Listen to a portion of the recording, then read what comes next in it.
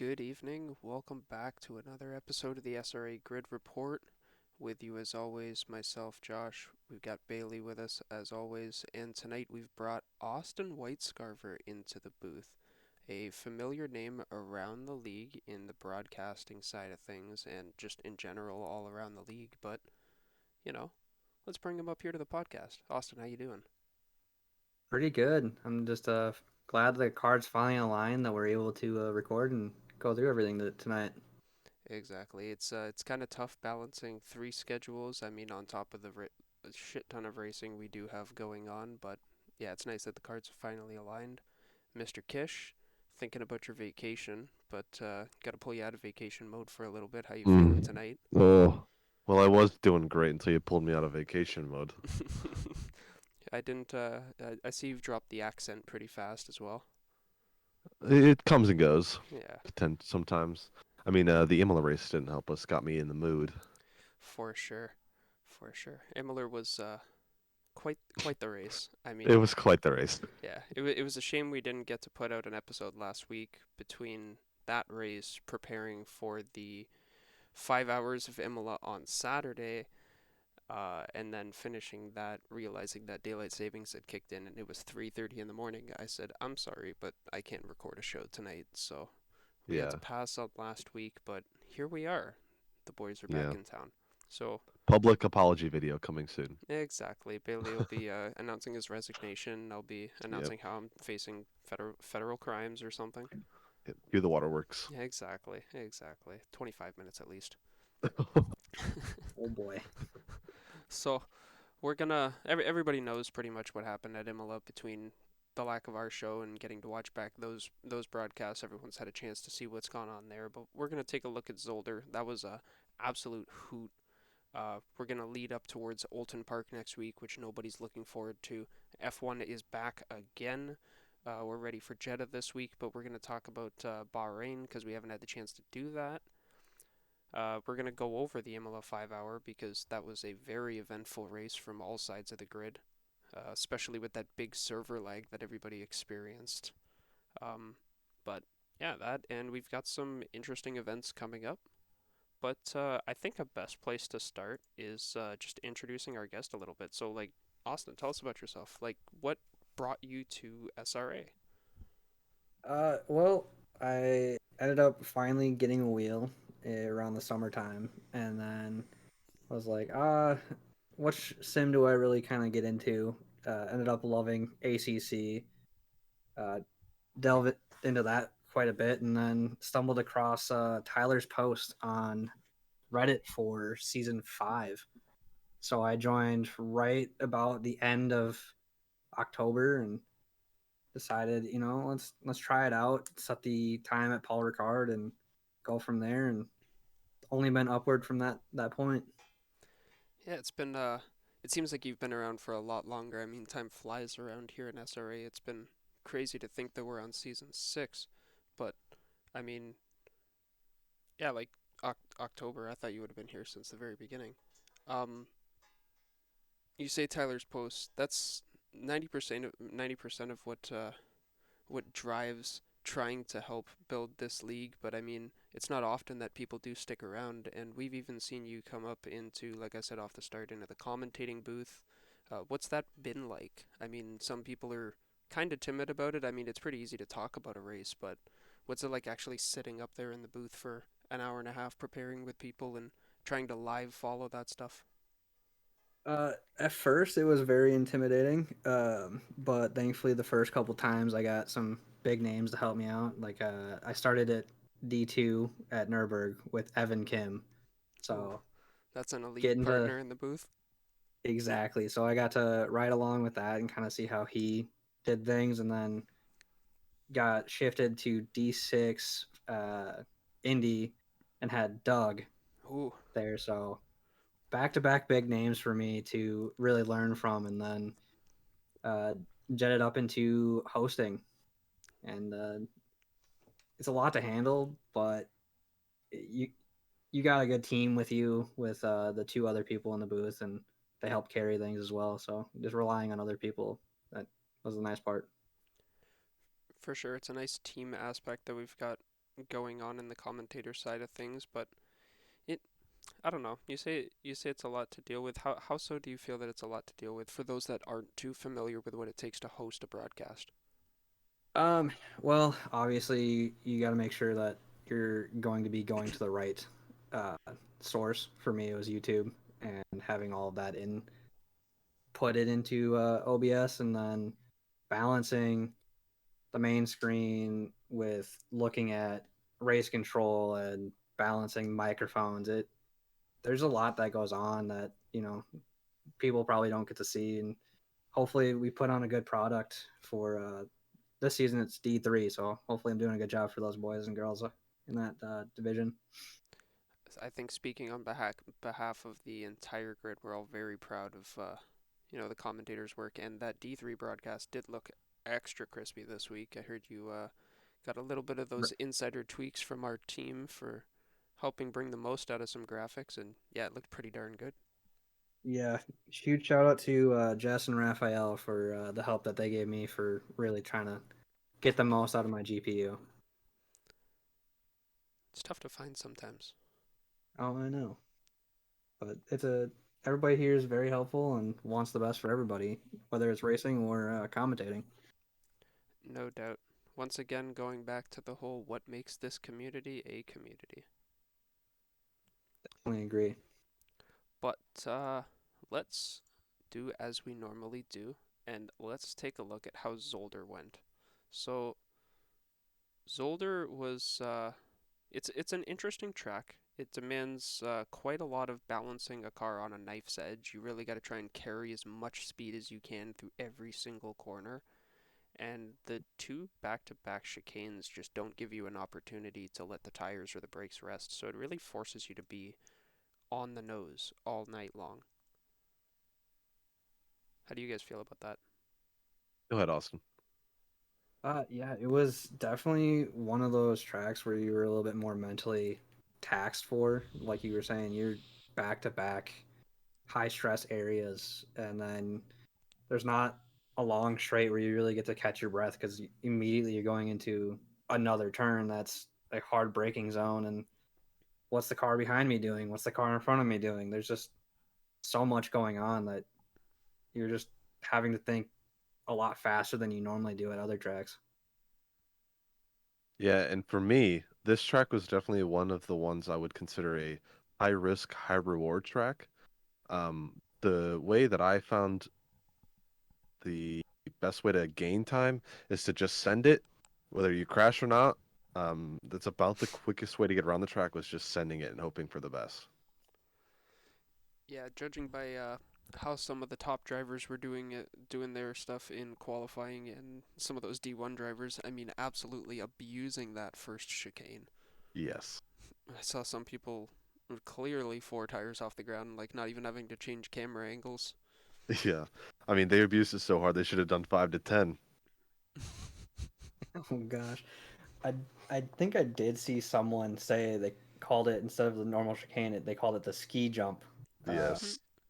curb. The Black Diamond. Yes. It's like one of those trophy truck jumps in the middle of the race. You can either go around it a little bit, or you can just jump right off it. Or you're in like the BMW or Lexus and just take it no problem. Yeah. Did I just run over a rock? Yeah, Exactly. some cars took that very well. Some cars, which I'm gonna assume the McLaren was one of them, did not like touching that curb. But And the Ferrari, I believe. yeah, Yeah, it was not a fun night. No, the Ferraris struggled this week. Except if your name's John Archie. Or Caleb Craig. Yeah, there you go. There's a couple sharpshooters out there. like you said, couple sharpshooters. Let's move into these standings. Division 6 and Division 5. Unfortunately, I think for the foreseeable future, we're going to be stopping with the recordings.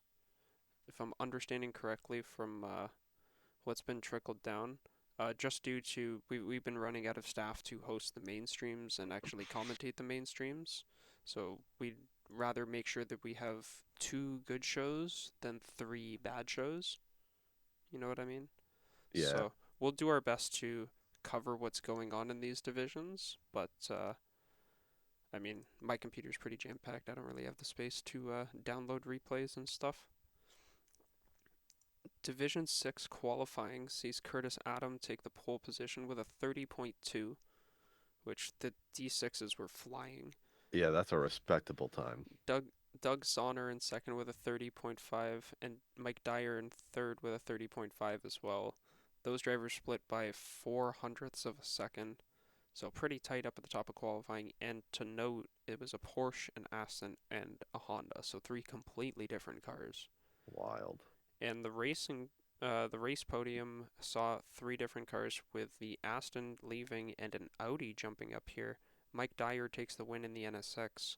Curtis Adams takes second in the Porsche, and Italermi Lere takes third in the Audi R8, showing that that car is not dead yet. So Exactly. I guess Bailey's going back to it next season after seeing some light Even at the end of the tunnel. exactly. Austin and I were having this conversation last night about the Audi. He is a fellow Audi supporter as well. Oh, I Yes. love it. It's such a Yeah. great car. So to see that people are getting results out of it, Louis, one of them up there in D2, really getting a lot out of that car. We're seeing he was Eric flying. Boardman the same. Yeah, Eric Boardman putting that car to work as well. So the Audi's not dead quite yet. Just you wait. Well, we do have rumors of a new BOP and new big updates coming very soon, so who knows? Maybe it'll even get more competitive, or Exactly. it'll get washed into the Jaguar category. Hopefully not. Yeah. Bring me back my baby, please. I agree with Bailey on that statement. Yes. It was it's so sad. Now, interesting note, Mike Dyer, who won the race, his fastest lap in the race was a tenth faster than pole, with a 130.1. Wow. Under fuel, that's pretty good. That's pretty impressive. Yeah, he did take the Considering I win. couldn't even get anywhere near my time in qualifying. I The I think I bested mine, but I also no, I did not best mine. I got close to my what I expected my quality time to be at. But It was tough. looking at it though, look at Curtis Adams though. His time was pretty close to his pole time, so consistency throughout the entire race as well for him.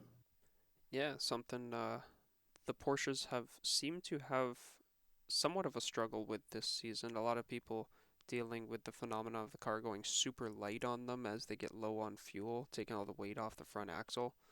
I mean, Bailey, you were saying the car was just not happy all over the track, but Curtis Yeah. seemed to just find a groove, get in it, and stay in it all race. And unfortunately, he lost the first position, but stayed right there in second and had a comfy gap to third at what is that, 16 seconds?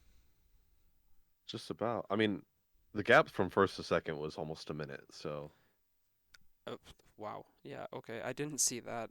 yeah, it was a Uh, little far off. Talk about a comfortable victory there. That's Yeah.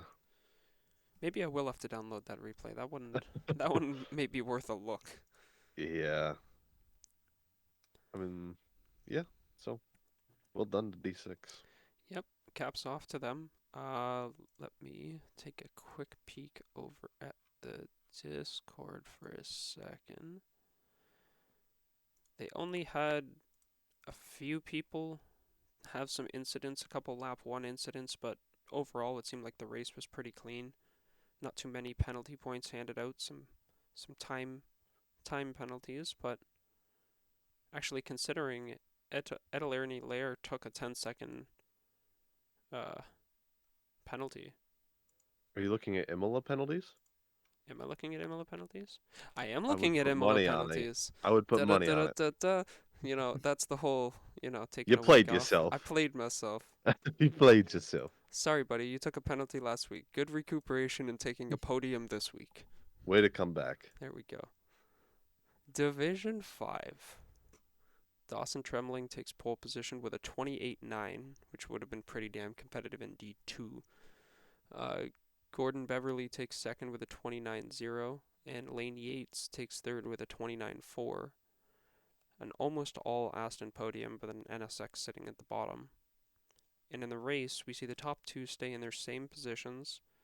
lapping a little bit slower than they did in qualifying, but not too far off. I mean, what we would assume is average pace in the race. I mean, D5, I'd call that faster. And Ian Byron once again making his return to the podium to bring that Lexus into third place. Was We got a double Armamentario Academy podium here. Two different teams as well. Yeah, the I would say the prettiest liveries on the grid, making a consistent showing on the podium this season so far. I would agree to disagree on half that statement, but yeah, good on them. Yeah, that pink and blue car's getting a little stale, okay? Because it's And everywhere. it's everywhere. Yeah. Yeah. They call it the coffee car. ShopBennyBrew.com. All right. No free advertising. Take it easy. Yeah, the grind never stops. Exactly. Grind never Exactly. stops. That's right. Continuing along the train, though, Division 4 comes up, and luckily enough, uh, Division 4 was broadcast. David Funk putting the Jaguar to work again, taking pole position with a 28.3, which I. Good Lord. That was my. Wait a minute. I'm pretty sure that's what I did in qualifying. I Huh. don't remember what we Huh? did. Give me a second. Funk was flying in qualifying. Let me see the Yeah. rest of D2 here. He was flying the entire night. Oh, yes. He had a very comfortable lead for most of that race. I remember Just when he came up behind me, and I was like, I do not want to get in your way Yeah. because you're on another level tonight. Yeah, and I was just about to say, for a little clarification, Austin Weiscover is a relative D4 driver, so he knows everybody, and everybody knows Austin Weiscover. Hopefully. That time would have been P4 in D2. Good night, dude. You tell me I Easy. would have started behind him? Yeah, dude. Oh my He god. would have started ahead of John Archie, yourself, Schlitz, myself, Wagner, Brian Anderson, Eric Boardman, John Crown, some very fast drivers. Wow. Like In talk a Jaguar, in a dude. in a Jag. In a Jag. It's the obscure If I, cars track to play with, I guess. well, he was able to just abuse the curbs. Yeah. That's what I remember. I did remember seeing that on the broadcast, just jumping. Well, I was switching between Division 4 and the Division 1 race, the streams, and there was one point I was watching Division 1, I switched back to Division 4, and getting a little ahead of myself here, but the lead was like 16 seconds Yeah. to P2. Yeah. I'm like, what is happening right now? Like I said, he had a very comfortable night up in P1. Yeah. Behind him Jeez. in qualifying, which I guess didn't make too much of an effort. Caleb Craig in the Ferrari. I mean, considering you saying at one point the lead was that big, I mean that Yeah. Jaguar must have just been on rails. And Julio Bayadun taking third. Bayadun the third taking third in the Oh. NSX with a 28.8. Also a very respectable time. All of D4. Clap clap. You guys are. You D4 and D5 are like Dark horses, dude. dark horses, exactly. I was looking for the word and also Yeah. got distracted because I saw D3 qualifying at a 27, but we'll save that for a little God, bit. dude. David Funk takes the win in the Jaguar by 21 seconds. Julio Bayadun comes up to take second place in the NSX, and Caleb falls down to third place. David just lapping significantly, almost a second faster than the other two with his personal best at a Oh my 28.8 compared to a god. 29.7. But Yeah. It luckily was on. enough, with Austin being a racer in Division 4, I was gonna ask if you'd be willing to like give us your synopsis of the race, like what kind of went down. You know, anything you remember, big yellow flags, big incidents. First off, how did your race go? Yeah, start with the It good. was all right. Started mid pack. Got a little lap one incident, got collected in there, but recovery drive ended up in P18. I want to say it was. So stayed in the middle of the pack, which was nice, but had to pit early, and that's where a lot of the time was made up. And then as far as notable things that happened during the race, lap one was really the biggest yellow flag for us at that second chicane. Surprisingly, it wasn't the first one; it was the second one.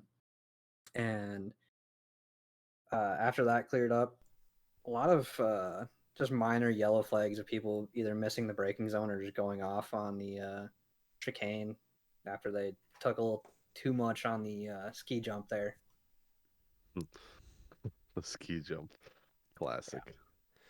Yeah, just getting I I know from our race, it seemed like a lot of people would get through the first chicane and get through it cleanly, and then they'd gain a bunch of confidence going towards the second chicane, and then it's like, oh yeah, this one's just as tight, just with less height on the curbs. Yeah.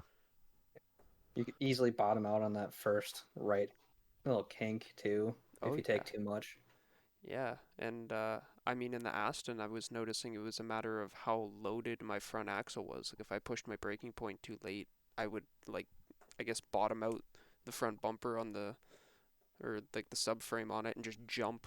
But if I would roll into it, I could go like three-quarters of the way over the curb. It was so weird. It's such an interesting place to race and a very not friendly area of racetrack. Very true. Yeah, I thought going into this week it was going to be a tough racing track, but I think we proved them wrong. I think all of the leagues proved everybody wrong. Like as much Yeah, as there was. I guess it's the statement of overtaking does not equate to good racing. Yeah, Like just close battling, being right on people, like I pushing each other, ex- going, trying to go quicker. exactly. It's when you can maybe not pass somebody, but maybe you're catching up to a driver and they're going a little bit slower, and then all of a sudden they catch up to your pace and you guys are just zipping around the track. That's good racing too. Yeah. But did you notice any favor to one side of the race for the pitting? I mean, this is what our third race in the row where we've run the 55-minute window, and that's going for the rest of the season. But yeah, any favoritism in D4? Or was it just kind of all Well, over? it honestly, strategically speaking, you have to think about where you're at in the field because if you're in the front, it's still one of those things. Pit as late as possible, but if you're in the back, you want to pit early because then you get nice open track and you don't have to worry about it and just head down and nobody's really in front of you or behind you putting a lot of pressure on. So Fair enough. Fair enough. Yeah, that seems to be really the consensus is that like there's no real favor, but it's now we can adapt where we want to pit to what's going on in the race rather than everyone just kind of filing it in the same 10 minutes. definitely agree. It has changed things a little bit because now I'm obviously thinking about all right, where am I at, and am I going to come out in traffic? I was gonna ask, do you put a lot of thought into where you want to pit, or are you a simple like just give me the middle, refresh the tires, and let's go? I definitely try to look and see how the track's looking and try to guess where I come out at because I want that clean air. Just get that nice either overcut or undercut, depending on which one I take. Fair enough. Yeah, that free air is definitely high value real estate. I think when we get there we can get more in depth. But Bailey, did you come out in clean air or did you come out in traffic? I actually did come out in clean air. There was a giant gap of like 15, 16 seconds in front of me. Lucky dog.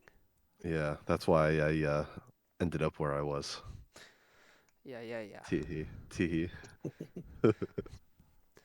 Don't worry, I heard a little bit of it last night, so when we get to the D2, we'll hear more about it. No doubt. Division 3. Zach Dupuis. Get in D1. 27.850 for pole position. What? That's CJ, unreal. literally, like, we had two 27s in D2. Yeah. And we were like, oh my god, how are we supposed to hit that? We're What were the crying. D3 drivers thinking? I mean, CJ Meeks was able to put up a 28.4 and Aaron Anderson a 28.562, but still, like, that's 6 tenths from first to second. Yeah. I think if I was them, I would have like double checked I was in the right server Yeah, no Make sure I doubt. wasn't in with D2 or something, but like, Jesus. Yeah, that's a Yeah, I fast time. know the three of us in the booth were awestrucken for that time in D3. That is Yeah, I mean, that would have been P2 in D2. Jesus Christ. Or as my good pal my good pal Jeremy Clarkson says, Christ on a bike. Oh, Oh, Jeremy, that's right. oh, Jeremy. In the race, Zach holds on to the lead, but had a driver who I'm still again puzzled why he's in Division Three, but came from off the podium up into second place. Colin Shea finished 16 seconds behind him, and Aaron Anderson hold on to third, another 12 seconds behind that. Um, Austin, what happened to CJ? Well, he got a really good start, and ended actually taking the lead from Dupuis for the first couple laps, and then I think it might have been an accident if I remember correctly, and just started bleeding time, and then he still ended up. Oh boy, where did he end up? I had it at one point, but he just kind of was in recovery mode for a little bit of the race and trying to stay out of traffic. You finished in eighth place. Yeah, like I said, it was trying to be a little bit more of a recovery race for him with uh, some of the traffic going on because that D3 race was nonstop action. Um, there was always somebody in a battle, or at least closing in on a battle. That's awesome. So, Any notable events from the D3 race? Say it. uh, Do it to him. Mike Gino, I know you're listening. Do it to him. yeah, He wants to be talked about. the Bendy Brew team, Gino, forgot to pit. Oh no! Yeah, Whoa! we were watching and we're like, hang on, we see the yellow banner saying like obviously hadn't pit, and we go into race control and we see he's actually been in the pit lane at least one time. So like, did he miss his pit box, get picked up, thought he got his pit done and drove off, or did he forget to take fuel? Found out I think he did forget to take fuel in his Oh pit and no! got hit with that fat 130-second penalty. Took him from like P8 down to 20th. Oh no! That's Yeah. a shame. It was hard to Yeah. hear after the race because me and Mike spent probably 2 hours this week in total together practicing for this race, and one of us did pretty well. So, Yeah, and then there's you, right? yeah, exactly. Yeah, yeah. Did all right, I guess. Not too bad. Not too bad. Not too bad. Not too bad. But hey, you live and you learn. Now he's Exactly. going to be terrified before every race to make sure he's got a liter of fuel to add to his car. Oh, I always do it in the formation lap. Get it Yeah, done and forget about it. yeah. That's the best time to do it. Safest time, too. Exactly. You just drive right through somebody's car. It doesn't matter. We Yeah, we did actually have somebody drive through somebody's car into the pit lane too. Oh, Oh, Lord. oh no. Yeah, it was also another Ghost Rider It was his racing. teammate! Oh Yes, no. It was his teammate! Oh, yes. Chris Whiting Jr., brother. Uh, so yeah, that was unfortunate to see. It he just like overcooked it a little bit on the straight there, and gave a nice little tap to another driver. That's tough. I mean, that pit entry kind of asks you to go so fast into it, and the breaking point for the corner is much earlier. Yeah. It's kind of I don't know It gives like if you don't plan a it out well, Shanghai. it doesn't end well. Yeah, it gives a Shanghai vibe. The China F1 track. Yeah, true. You get that nice little Sebastian Vettel overtake in the pit Exactly. lane. Double overtake. That's right. It was a double overtake. It You're right. was a double overtake in the grass. Big moves. Yeah. I miss Seb. Good lord. Yeah. Tell me all. Feels like he's been gone for a while. It's been 16 years. Uh, huh? We told you about the coma last night. Is that what happened? Yeah, Oh, okay. It it was was all all a a dream. dream. It was all a dream. Before I start rapping, Division Whoa. 2, Alex Chilcutt just wipes the floor with the division for an entire week. Just keeps posting his lap times and goes, "Come and get me," and nobody came to get him. Took pole position with a 27.7. Landon Dreebs with a 27.9 in second place. That's another driver who's come out of the woodwork as one fast fella. Yeah. And Michael Louis, our other Audi driver, putting in some big Yes. time work with a Represent. 28.1. Big He fan. has been put in a lot of practice this week. I think he smelled the blood with the fast last lap time, and he's like, "I gotta chase this." I think so. But dude, he is quick every week. No doubt. But this week it just seemed like he had a little bit of an extra edge. It could have been the Yeah. track advantage, but I mean, even in the practice race, he was just so on his pace. Yeah. Dude, That little there's a lot of D10. people. Yes, sir. But like there's so many people in division what are we, two? Good lord. Uh Buddy, are you that okay? no, I'm not. I'm just trying to recover from this coma, remember? Oh, I'm sorry. Yeah. I forgot There's to. so many people in Division 2 that could just show up out of nowhere any week and fight for the podium spot or top 5. Yeah, you're not wrong there. It's a field of winners for sure. I mean, it's a reason it's the second highest division. I mean, it's some of the I would say the toughest competition. The pace seems to be closer than D1 Yeah. across the field, and you've also Yeah. got stupid hungry drivers who really want to win. And some drivers, like you said, anybody can show up in this division and win. And there's some guys in here who haven't won in quite a while and are Or at really all itching to get back even. up there. Yeah. So it's interesting. Yeah. It's crazy intense and it makes like I feel like you have to practice so much during the week just to be on par with everybody else, to be even Exactly. somewhat competitive. Yeah. It's it brings a lot out of you, but it's also like I didn't sign up for this. I know it's exhausting. Yeah, a little bit. I'm exhausted. I'm proud of myself, but like I'm crying while I'm eating my cake, you know? All alone and through the day and night. Oh my lord. Why is this turned into carpool karaoke? I'm sorry. Sorry. Just I started sad. this. Sad boy hours. Yeah, you just want to go on vacation. Yeah. It's okay. Alex holds on to that win. 28.3 is his fastest race lap time. That's pretty fast, man. I mean, Good it night. took me a week to hit that in quali trim, let alone with fuel in the car. Yeah.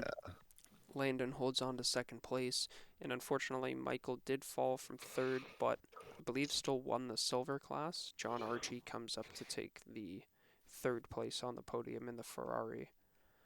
Uh, Michael Louis is gold. Landon Dreams is silver. I had it backwards. My Yes. apologies. But well done, Landon. Uh, Kind of D2 was trying to make up. battles all the way across the grid. Lap one was lap one, turn one was pretty darn good considering there was two or three attempts at three wide coming Yeah. in. Yeah. There was a couple. I think we only had like 2 people go off towards the back, surprisingly. Yeah, there was one driver, I believe it was Ian Harris, unfortunately didn't have the best of races this week. Just got eaten up by the track monster. Was not being his friend. But overall, I mean, kind of similar to the other divisions, just a bunch of running yourself deep on a couple corners for a quick yellow flag and coming back on, a couple wheels off the track. But across the board, being the race review after the race, there was a lot of battling the entire race. Yeah, top to bottom, I mean, everybody, like we were saying, just kind of hungry for position. Yeah. and some more than others, perhaps. Yeah, there was a pretty interesting fight in the middle of the field. Uh, what was it? Doug Lee, who had a like 5 or 6 car train on him for most of the race. I mean, the commentators were struggling to keep up with what was going on there. Every time they'd look away, someone would swap positions, someone would gain three Yeah, tenths, and then there was our battle going on where I spent like 15 laps glued to the back of your car yeah, trying to get past you, and yeah. kind of like the battle with Doug at Imola last week. That was more than enough racing to satisfy my entire career, and that was so much fun. It was so much fun. I messaged you right after and said that was the most fun I've ever had on this game. Yeah, this track, as much as a lot of people were dreading it coming in because it does ask a lot of you, it produced, I think, I think a lot of very high quality racing Yes, for all drivers involved, I agree with that. and if not, some learning experiences. Big learning experiences for sure. Yeah. Exactly.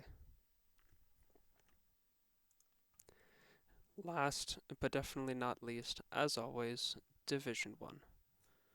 Ryan Yee taking pole again, 27.370.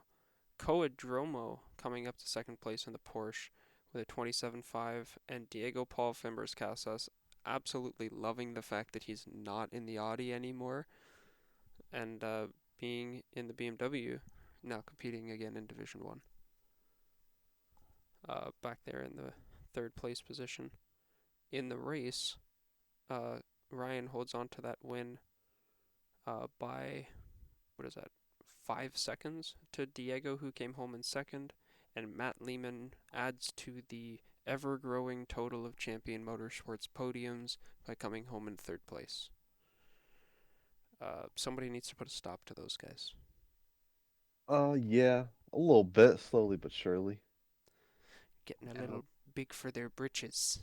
Yeah. I'm It's kidding. actually it's actually a very entertaining race because Diego, starting from second, pit in about the first 10 minutes of the race. Oh, really? Yes. And did not bode well for him as he came up against a lot of traffic. To be only 5 seconds at the end of the race is very impressive. Yeah, honestly. I mean, I'm just trying to think. Like that means he had a lot of raw pace. I mean, his Yeah. fastest lap was only a tenth fast or a tenth slower than Ryan's. So especially if he Yeah. had the opportunity to hit that for a little while. And then another notable mention would be Travis Nordstrom, sorry, in this race was glued to the back of Diego the entire race, but got caught out in the first chicane by taking too much of the second curb and did a Porsche thing and died. Do the Porsche. Do Do the do. Porsche. Do the Porsche. It's the new section of the cha-cha slide. Snap over Push it there out. now. The Push it out now, y'all. No, it's it's the famous Mambo number 6. Oh yes, now we're cooking with gas. There we go.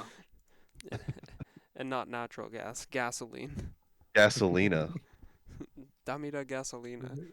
Dolly Dolly Gasolina. Yeah. So I mean, all around it was actually a very entertaining race to watch, along with the rest of the races. As always, every single driver putting on a show from start to finish, and we appreciate it, as well as those commentators who sit there and watch it, and like Austin was trying to put into perspective earlier, try and keep up with all of that data.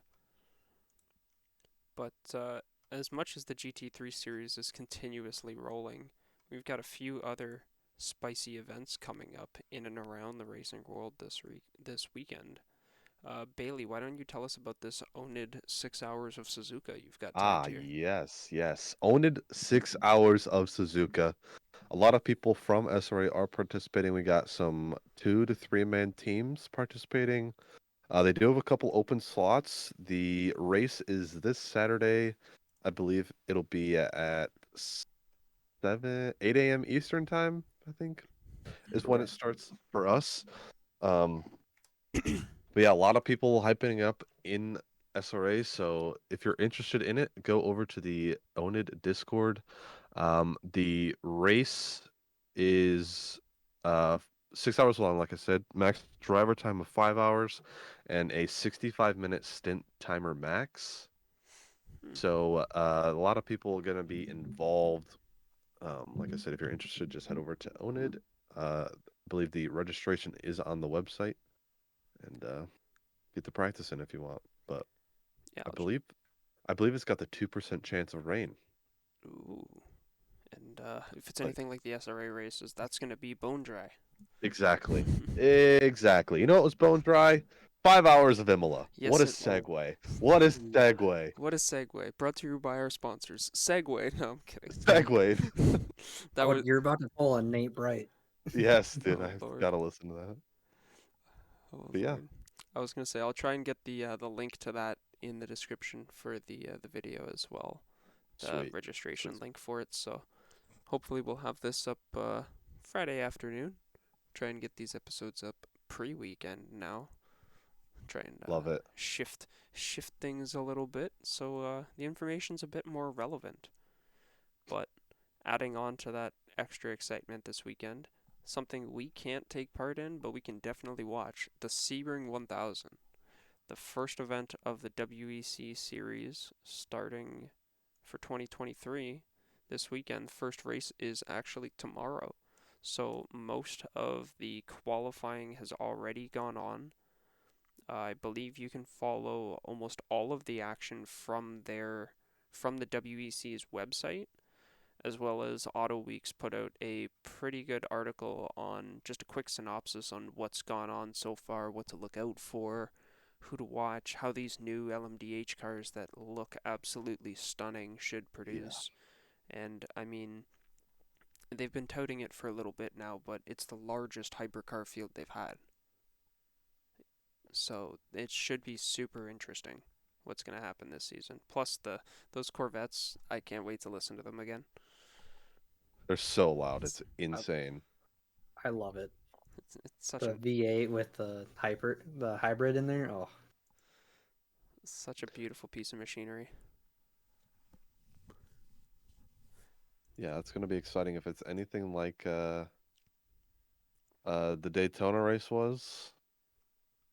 Yeah, It's gonna be a good one. and that was super cool to follow along with. I don't normally follow the GT series and the WEC and IMSA and all that stuff, but like this year I'm kind of starting to. And they had that. They had MX5s racing on the track earlier. They had all the Yes. other classes, and I'm like, bro, this is so much better than F1 feeder series. I don't need to watch Sentras. Like, bruh. But Yeah, it's very entertaining, especially when you get to do it at home and then you see it in real life. You're like, wow, these are crazy. exactly. And with that, we're actually, as we're recording this, in 6 minutes, we have a practice race going on for uh, SRA's Sebring race that's coming up for the AC Follow Along series. I believe tonight they're doing a wild multi-class of MX5s, Indy cars, and Formula 3 cars. Yes, that is true, and it's at Virginia. Ha, I'm wrong. We're following Yeah, along, but we're not at Sebring. We're just Sebring getting was the started at the last same time. race. Yeah. Yeah, Sebring was last race, but this one will be at Virginia International Raceway. Very fun track. Highly recommend trying it out, especially in an LMP2, an Indy car, Formula 3, even a Mazda. Why not? Buddy, take out a dinosaur if you want to. Take out a dude sitting at a desk in a wheelie chair. Exactly. It's a Seto or take Corsa.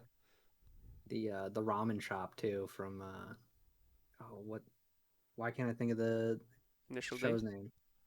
Yes, that one. Ah. Kung Fu Panda? Oh, sorry. Oh man, that's the better one. Initial D got the idea from Kung Fu Panda. Yep. They went forward There in we go. time. Shout out Jack Black. Jack Black. So, as I proceed to butcher more things we've got going on this weekend, where are we racing at F1 this week, Bailey? Where do you think we're racing at this week? Let's hear that first. China. China. We're at Saudi Arabia. And which track is that? The Saudi Arabia track. But it's Jeddah. It's Jeddah. Okay. I was like, Don't cancel me. I'm looking at my F123 game here, and I'm like, I don't see the Saudi Arabia track. Which one are we at? It's at Jeddah.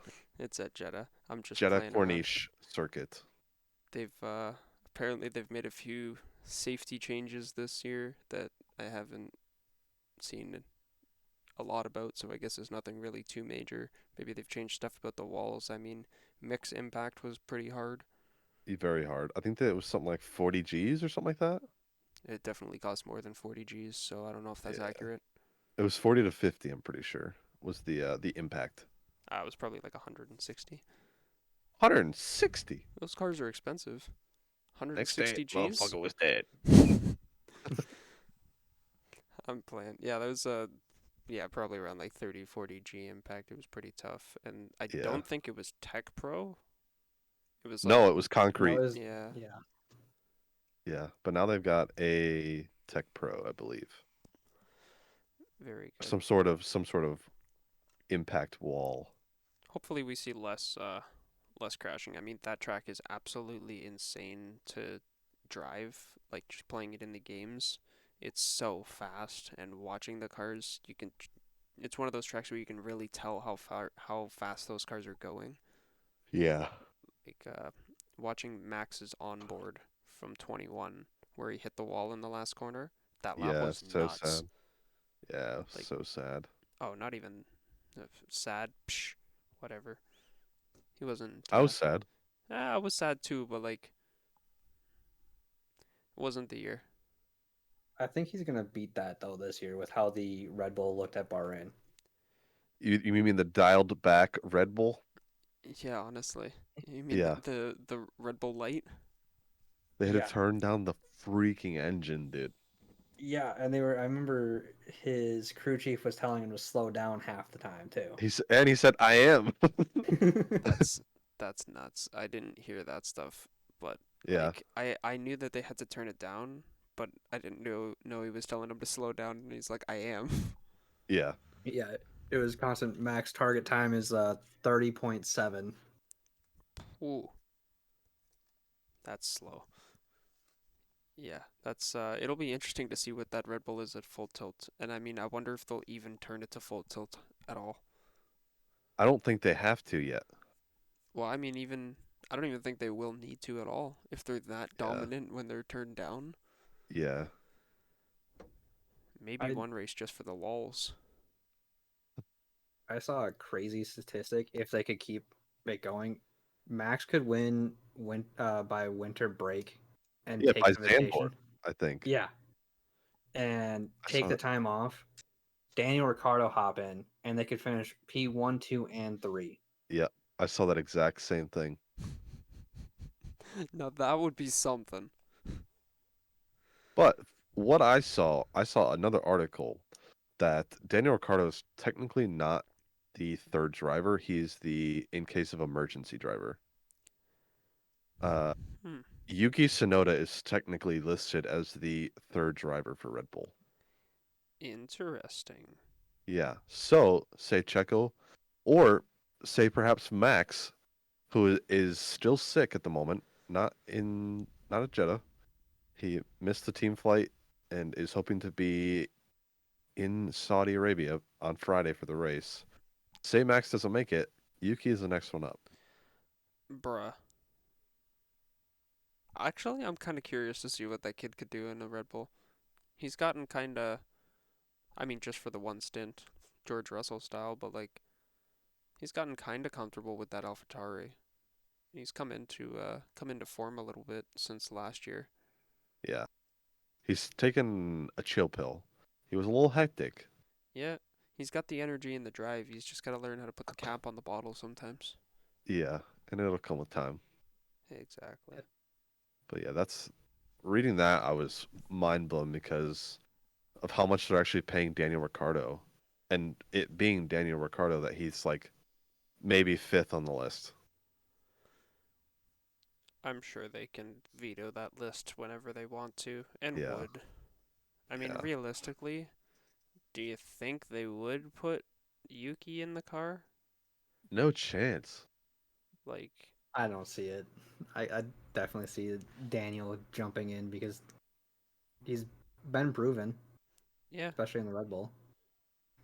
no doubt. And I mean, especially with the fact that he's driving it in the simulator at all times for them, like he's getting more acclimated with the current car.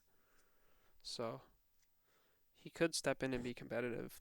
And even on the other hand, like would AlphaTauri want to let Yuki go race for them instead of race for them? Because then who do they put in the seat? Whoever the reserve driver is for AlphaTauri. Do they have one? They almost didn't have a roster. I I would assume they do. Like, what are they, like the fourth team with an option on Stoffel Van Dorn? Who Super. even has Stuffle? Uh, what's it called? Aston. Oh, I thought they had Felipe Drugovich. That's right. They brought him on this year. I thought Yeah. they had. Oh, they had. Didn't they have him last year? Isn't Stuffle at Stoffel is Alfa at Romeo? Did he go to Alpha now? I know he was in the Mercedes Academy. He was. Didn't he drive their Formula E? See, like this is great. We come to the show with no idea what the hell we're talking Uh, about. Liam Lawson is Liam at Lawson. AlphaTauri. Yep. Does he have the super license points now? I believe so. Because that's why he didn't get the seat. Are we sure that was him and not Pato O'Ward? Lawson was in that discussion as well.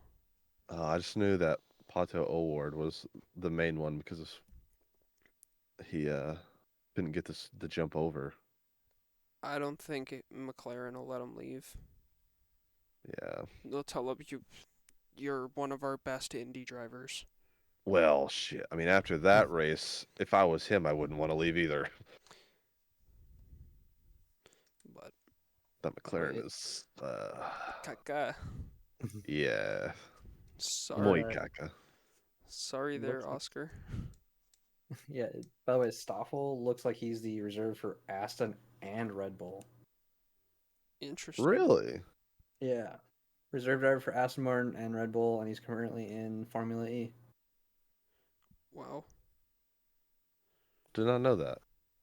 Formula One crazy, silly season is still going on. Yeah, It never stops. No, exactly. it just moves to the background while the race goes on.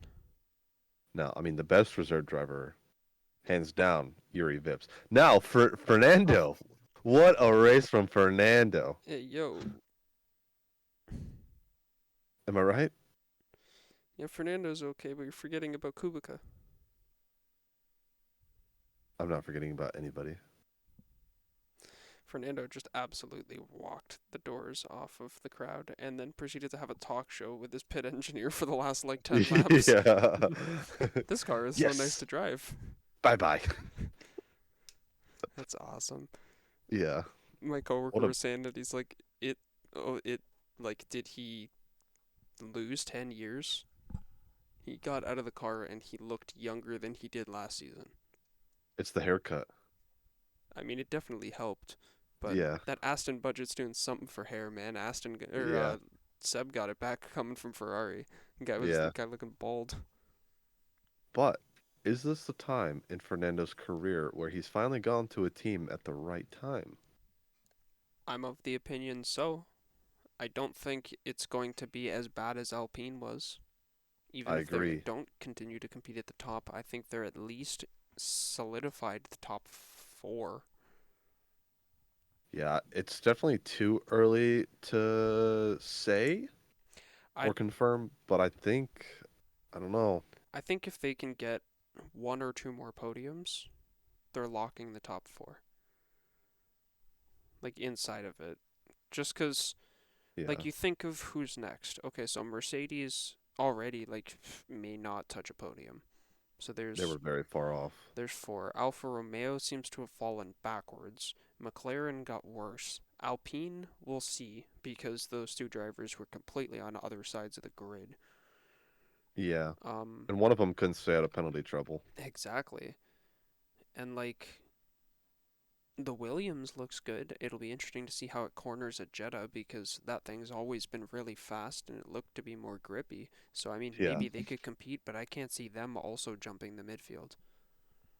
I So can't either. I I don't think really know from who what would I read, compete from 5 to 4. I think if it's from what I've concluded, as long as there's two Red Bulls on the track, Mercedes will not even sniff a podium. No, I think so long as Red Bull and Ferrari have a car on the track, Mercedes will never touch the podium. Yeah. Like they're until they ditch that concept, like even last year when they got it working right, it was still extremely situational and the strategy of the race played into their advantage heavily. Hmm. So it's not like the car made a big jump. So I don't know. Like the Aston looked hooked, man. Yeah, and And even Lewis was think struggling. with Lance not at 100% and still getting P6? Yeah. Like that guy drove the bag off the car and he couldn't get out of the car in FP1. Yeah. He had to get help. He couldn't even get out in the safety testing either. Yeah, It took him two tries. it was something else. But like, yeah, it's got to be capable of something, man. Can't be a flash in the pan. Yeah. If you look at it, because I also follow one of Red Bull's former engineers, race engineers. He looked at the telemetry data between the Aston Martin and Mercedes, and the AMR is has so much more grip into the corners. So I definitely see the AMR having a lot more success at Jeddah with how fast these corners are and Yeah. how much they can take them. Yeah, they're going to be Sector 1 monsters. We shall see. I mean, that first sector was catching everybody out even last year. Just Yeah. took a while to get the full confidence because by the time they were going, they were almost flat out or over 70% throttle for the entirety of it. Hmm. Yeah, that's a great racing track, and it's also the DRS chicken game.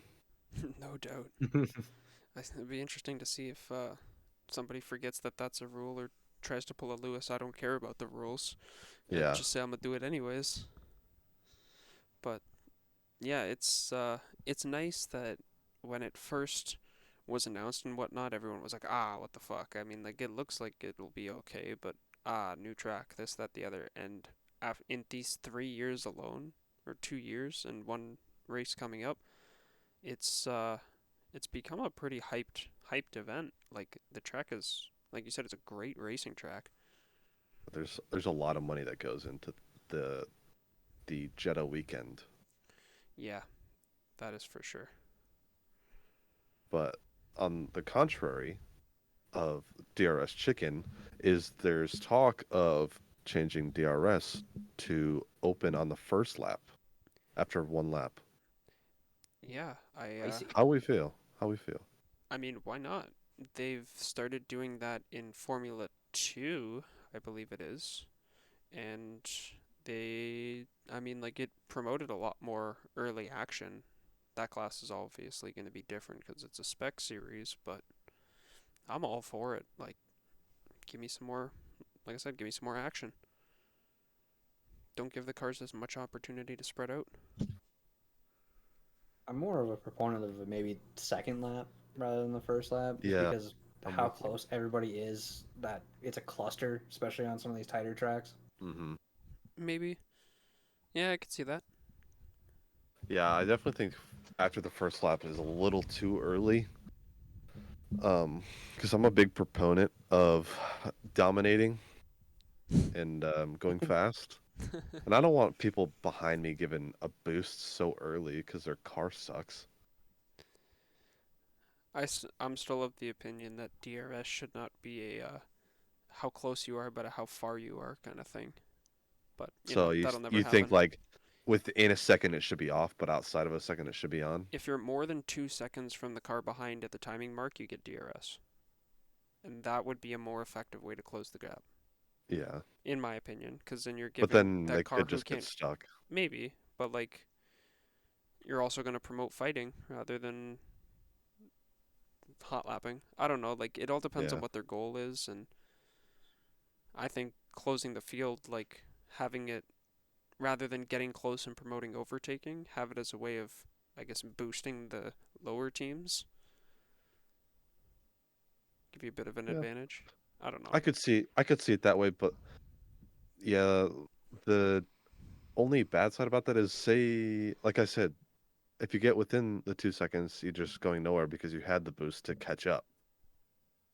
But now you're You're also just catching all the wash off the car in front of you. exactly. And plus, I think if you made it closer to where you get the effect of the toe, then maybe. I just feel like getting with that close and then losing the opportunity of DRS is just gonna it's gonna do the absolute opposite of overtaking because you're not really getting an opportunity to pass, you're just getting the opportunity to catch up. Fair enough.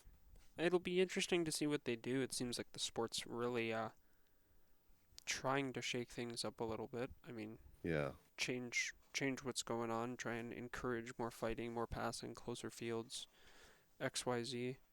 Yeah. I just don't want them to change it into a show or a spectacle Yeah. instead of a high intense sport. So, speaking of changes, how do you guys feel about that quali shit they're trying or that they want to try where Q1 is hards, Q2 is mediums, Q3 is softs? Seems like a waste. Yeah, that's how I feel as well. What about you, Austin? I mean, I kind of get the idea behind it, but just let the teams pick what they want to use. If the team's feeling it on the mediums, they're feeling it on the mediums. Don't force them to go onto the softs or the hards. Yeah, and I mean, they all use the same compound in the session anyways, so like Yeah. all they're doing is making it harder, I guess, but it's not going to change anything. It's more of giving advantages, is what it sounds like. Okay, The on, only reason I could see them wanting to do that is make the tires last longer to make them more neutral in the sense of waste. possibly. I wonder how many teams would intentionally try to go out in Q1 for the sake of saving a set of softs unscuffed and mediums unscuffed or something like that. Yeah, that's the thing that I was just thinking about is does that add more tires to the allocation then? That I haven't seen, but uh, I feel like you'd have to. Either that, you'd take away softs and you would add an extra set of mediums and hards. yeah, I feel like if they're gonna screw with tires around qualifying, they should just go, here's a qualifying tire. Everybody has to Yeah. use this tire for all the sessions. If you're Yeah. gonna screw with it, just do that, because then nobody can really bitch, because it's gonna have to be a competitive tire anyways.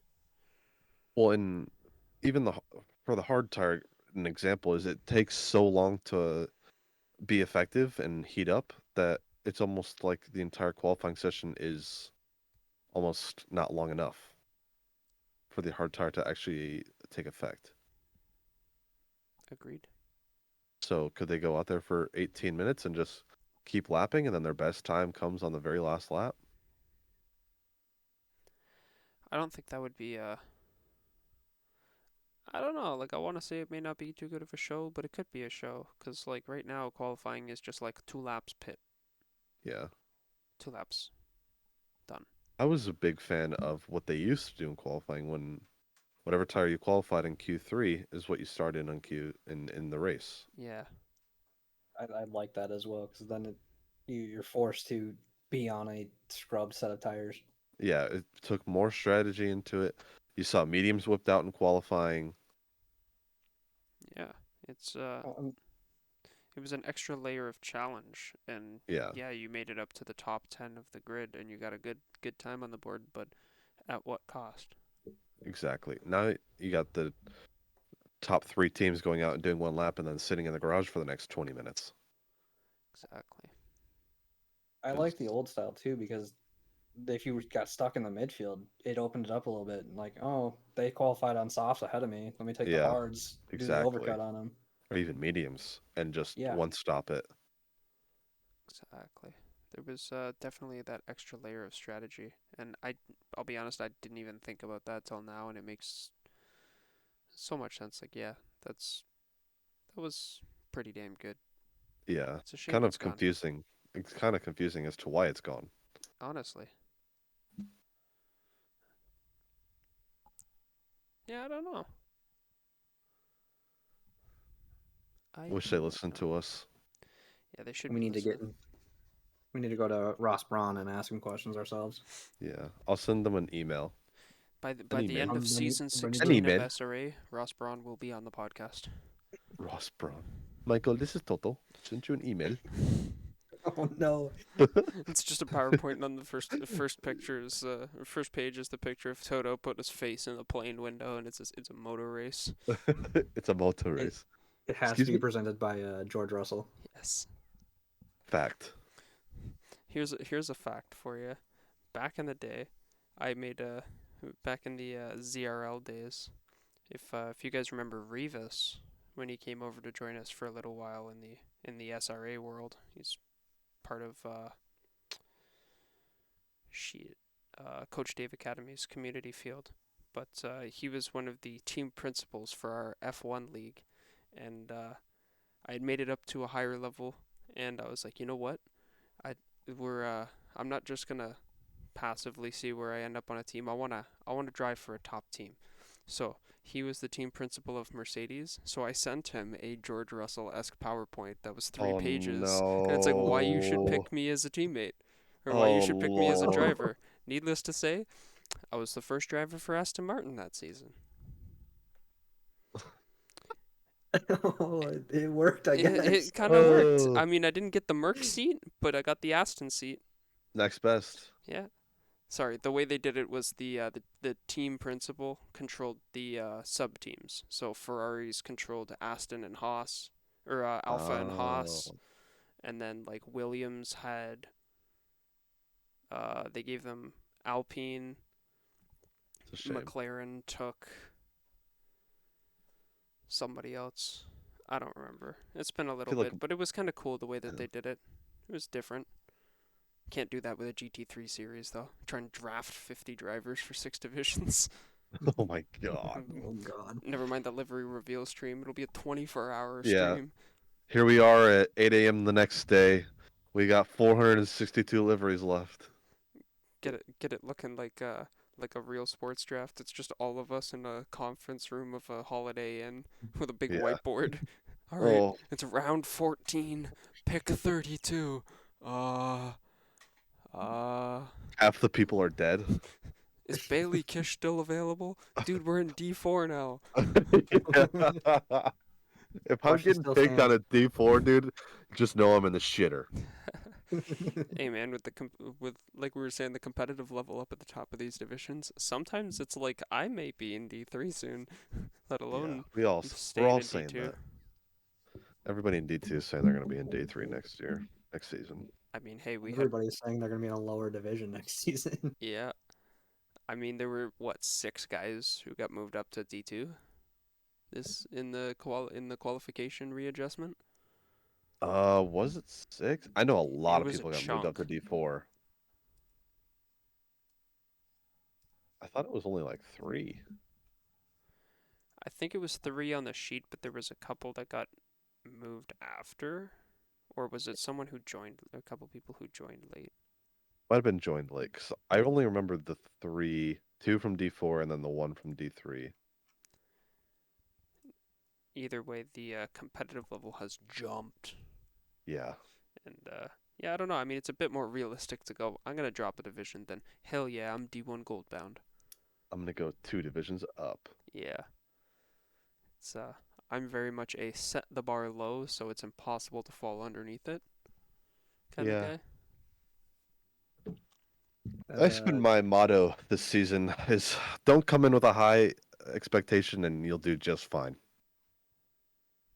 I have not done just fine. I'll tell you that much. You did just fine this week. Yeah, I'm 1 for 5. Or just don't start your season on a high and go downhill from there.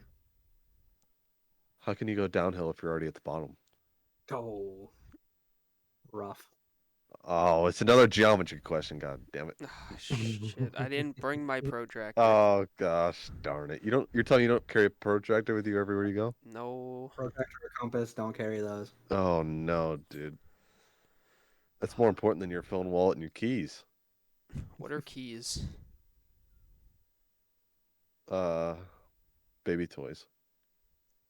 Okay, that's a You're not interesting one. wrong. There are baby keys out there. That's true. And my niece, when she was little, did love to play with my keys. She loved to she liked the lanyard. Bailey's onto something here. What? Bendy Brew's next product. It's a it's a Benny Brew worldwide. it's a coffee thing, but it's also a play toy for your child. Oh. That's false advertising. I don't I know. do The not. product's not released yet. It's not advertised. Good try. It won't be ever. Speaking of false advertising, I told Bailey last night about how the whole Imola live SRA grid Yeah, report. dude. Whoever started that's out of their goddamn mind. Oh yeah, Uh, I had a heart attack during the driver's briefing. Someone We said that, and I'm both. like, what? Yeah. Yeah, I messaged you immediately in all caps. I said, "What?" Yeah, I was like, don't think I started something here. Yeah. It'd be a super cool idea to do one time. I mean, especially just sitting there trying to get through a 5 hour race. But Yeah. I mean, I think we'd run out of things to talk about, and I would definitely drive myself off the track. I cannot have a conversation while I race. And I think in the position we were in, it would have been extremely tough to have a podcast. Yeah, for sure. I mean, how much did I talk to you? Now you're making me sound like a loser. No, I was a mute. And then Yeah. when you Well, were I in the also didn't want to distract you. And then when you're in the car, it's like, okay, gotta let them focus. So, I Yeah. mean, the live podcast idea will definitely come back. Oh, we're definitely doing it again. Some ideas have been in the cooker, that's for Yeah. certain. The pressure cooker. But yeah, sadly not for Imola. It was a Oh. cool idea, but I did not need that heart attack. Yeah. Whoever said that, I don't know if it was Riggs who mentioned it. I know he said it in the broadcast or in the driver's briefing, but I don't know who started it. oh yeah, it's a mystery. It's an SRA mystery. Yeah, it's gonna be a mystery for a while, isn't it, Mr. Weiscover? It definitely is. Yeah, yeah. But no, I definitely it was. I saw you guys signed up together. Saw that you guys named your team SRA Grid Report. I threw it in endurance chat and asked, "Does this mean we get the live endurance race SRA Grid Report?" And people ran with it. I mean, I guess we Little know what the schemer. people want now, considering they don't fill out our Google form.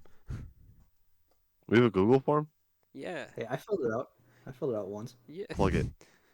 Yeah, the Google form. Tell us we're bad. Tell us we're good. Tell us you want to join the show. Tell us whatever you want. It's going to be down in the description again.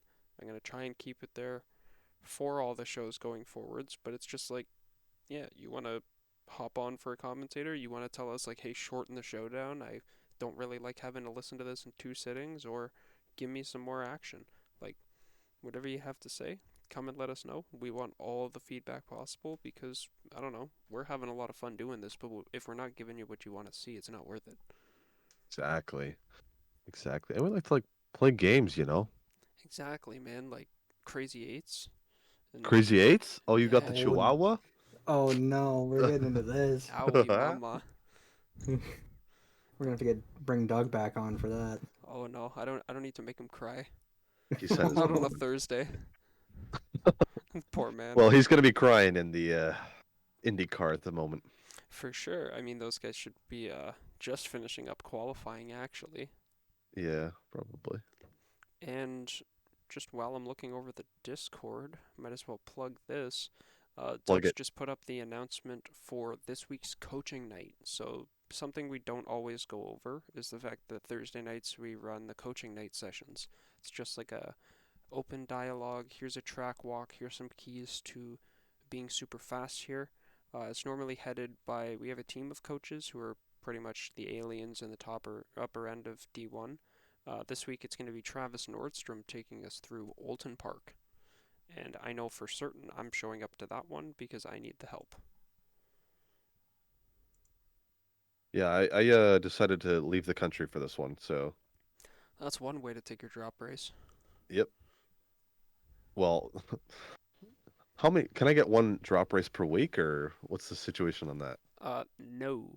Bugs Dang Bunny it. style. No. Dang it. What about you, Austin? How you feel about Alton? Oh, I'm looking forward to it, but at the same time, not looking to how bouncy the track is. Yeah, thank God I don't have a motion rig. That's what goes through my head every time I'm on that track. Same with where did we go for AC? Was that Sebring that was bumpy as hell? I think it Maybe? was. Yeah, it was Was Sebring. Sebring bouncy? Yeah.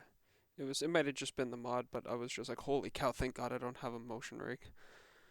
But yeah, I don't remember Sebring being that bouncy. that might have been my setup. It could have been. Yeah, Or a different track. could have been. I got the memory of a peanut. Was it Daytona? No, Oh. Daytona was bumpy, but that's not what I'm thinking of. Oh. Either way, Olton, yeah, super bumpy. The undulation there is killer. And another track that I don't know, like the chicanes kind of make you want to go for overtakes, but there's no room. No, there's not. We'll see. I'd love to see people try though. Oh yeah, we are going to see. I'll call it now. I'm gonna say at least 5 people go straight through that chicane and try and go up the hill. 5 doesn't seem like enough. All right, Bailey's got a mean streak as he heads out of the country. Yes, sir. I wish death. I wish death upon all. Are you gonna be commentating from abroad? Unlikely.